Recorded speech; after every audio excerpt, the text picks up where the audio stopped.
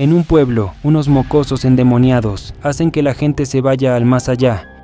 Todo empieza en un pueblito llamado Midwich, con Bárbara y Alan. Alan es un doctor. Por otro lado están Frank y Jill.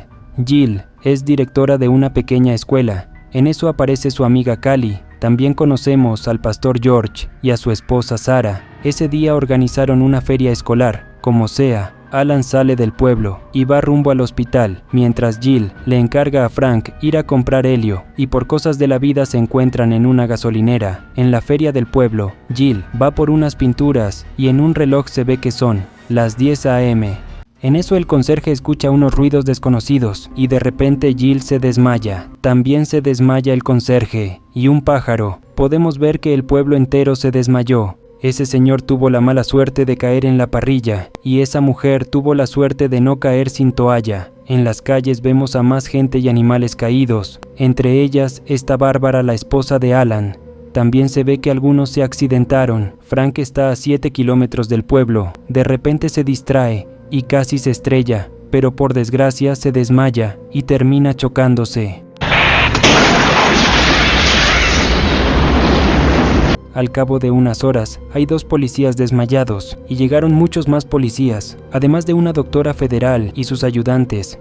Ellos trazaron una línea. Si cruzan esa línea, se desmayan. Cuestión que mandan a un policía con una máscara de gas. Cruza la línea, pero al cabo de unos segundos se desmaya. Alan llega y se entera de lo sucedido. También conoce a la doctora federal, llamada Susan. En ese instante los animales desmayados y los policías despiertan.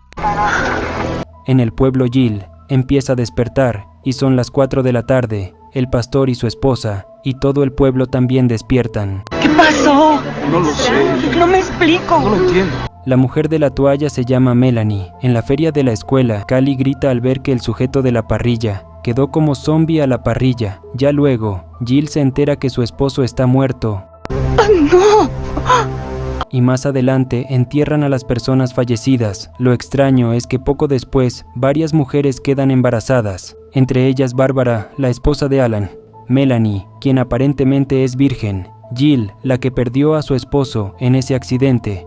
El esposo de Callie, Ben, no cree que ese hijo sea suyo.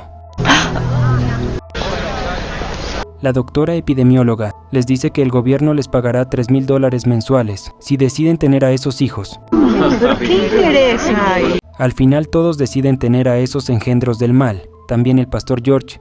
Tiempo después llega el día en el que los bebés nacerán. ¿Nacerá? ¿Nacerá? Todas las futuras madres están teniendo partos normales, menos Melanie. Por eso la doctora epidemióloga pide equipo médico para hacer una intervención. Al final todos los bebés nacen sanos y salvos, aunque el de Melanie está teniendo muchos problemas. Susan nota que algo falló e inmediatamente se lleva al bebé hasta un vehículo que está afuera. Luego le cuenta a Alan que ese bebé falleció. Falla respiratoria. Tiempo después, el pastor George bautiza a los bebés que nacieron aquel día. Lo aterrador comienza cuando Mara, la hija de Alan y Bárbara, cambia el color de sus ojos y obliga a su madre a poner la mano dentro de la comida. De alguna manera, con esos ojos endemoniados, logra controlarla. Por suerte, en ese momento llega Jill, y al ver a Bárbara en problemas, la ayuda a quitar la mano de la olla, aunque ella seguía volviendo hacia la olla. Luego la vemos más tranquila, pero no puede contarle nada a Alan, ya que de alguna manera la mocosa la sigue controlando. Después se va a llorar cerca de un precipicio, y si se cae lo más probable es que se muera.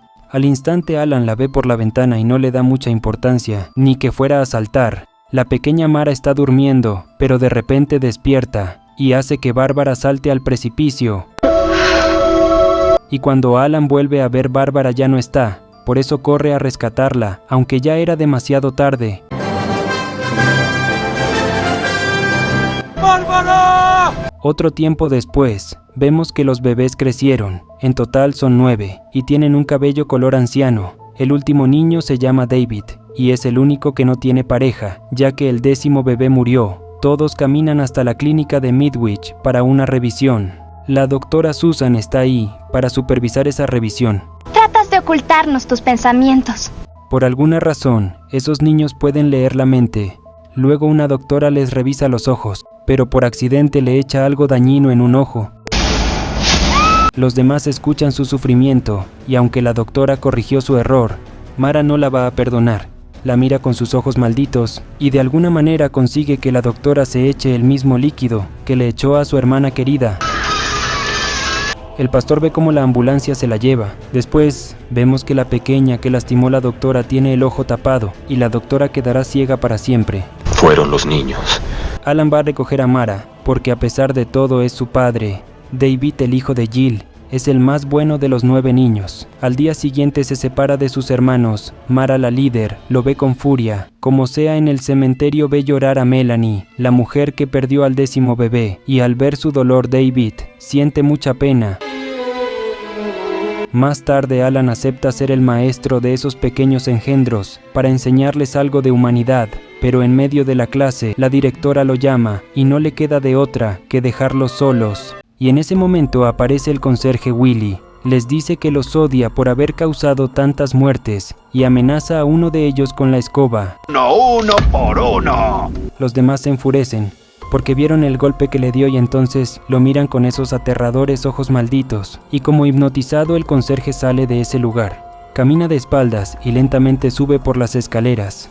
Los mocosos solo lo ven con sus ojos malditos, y una vez arriba, el conserje cae con la escoba en la mano, hasta estrellarse con una camioneta. Alan y Susan, la directora, ven que el conserje ahora está haciendo la limpieza en el infierno, y que los niños lo mandaron a ese lugar, seguro de que su hija Mara y los demás niños son los culpables. Alan va a buscar a la doctora Susan. Susan le revela que en Australia, Turquía e India, ese día también hubo desmayos. En Australia nacieron 30 pero murieron, en India nacieron 10 niños y en Turquía 20.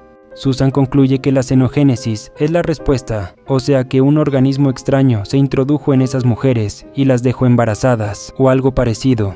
Después le enseña al que nació sin vida, o sea que esos niños provienen de extraterrestres o algo parecido. En su casa, su hija alienígena Mara le informa que se mudará al granero con sus demás hermanos, y así los padres de los 9 niños los llevan al granero. Ben, el padre de uno de esos niños, busca a su hija Julie, pero de la nada aparece una niña. Ben le pregunta si está bien. Julie no quiere ir contigo.